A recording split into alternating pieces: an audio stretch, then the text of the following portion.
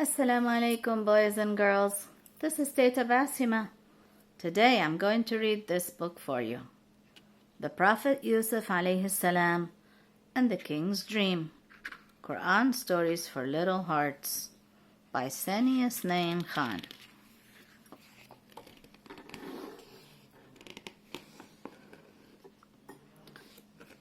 This is the continuation of the story of the Prophet Yusuf alayhi salam.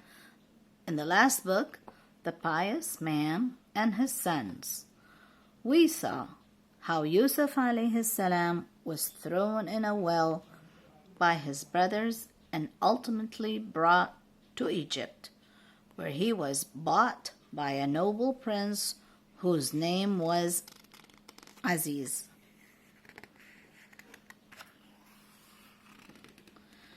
After some years, although Yusuf alayhi salam was innocent, Aziz's wife imprisoned the Prophet Yusuf alayhi salam.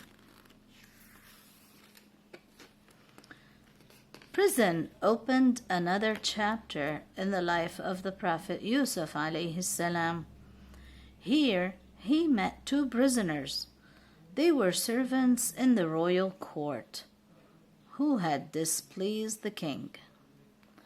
Both of them had strange dreams, the meanings of which were correctly given by Yusuf alayhi salam.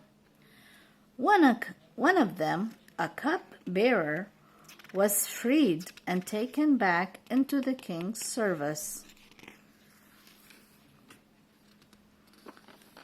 One day, the king dreamt that 7 lean cows were eating up 7 fat ones, and 7 green ears of corn were being replaced by 7 dried up ones. No one was able to say what this unusual dream meant. At that time, at the request of the cup-bearer, Yusuf alayhi salam interpreted the dream. He explained that in the lands of Egypt there would be 7 years of prosperity, but following these 7 years of abundance, there would come 7 years of dreadful famine. The king greatly liked his explanation. There and then he appointed Yusuf alayhi salam to look after the granaries and made him responsible for providing enough grain to meet all needs during the foretold famine 7 years. Yusuf alayhi salam had become the most trusted minister of the king of Egypt.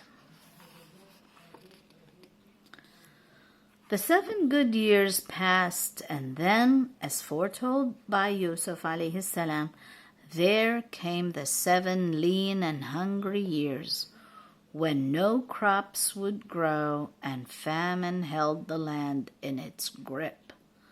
Back in the land of Canaan, Yaqub alayhi salam and his sons were hit by the famine too. Therefore, the 10 sons traveled to Egypt in search of grain. When they came to the chief of the storehouses in Egypt, Yusuf alayhi salam recognized them.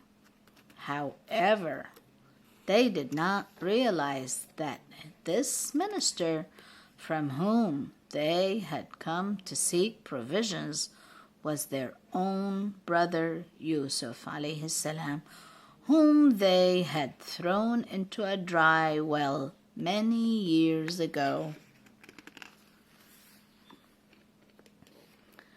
Yusuf alayhi salam received them honorably and asked them about their family.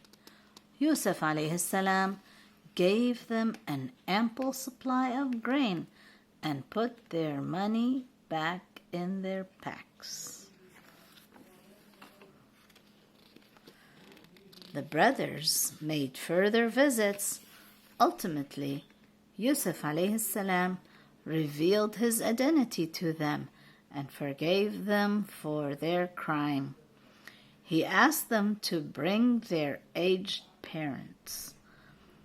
Finally, the family was reunited, and Yusuf alayhi salam embraced his parents and did them honor by making them sit on the throne, saying, "Welcome to Egypt in safety, if Allah wills."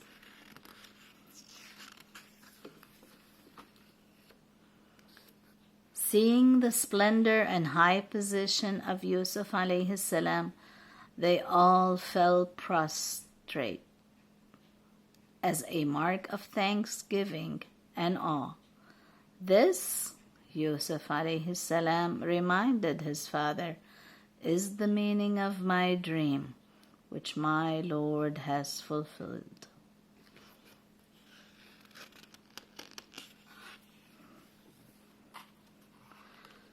The dream that Yusuf alayhi salam had as a boy of the sun, the moon, and the 11th star prostrating themselves before him had at last come true. The end. I hope you enjoyed this book. I'll see you next time. And remember, Tayta Bassima loves you.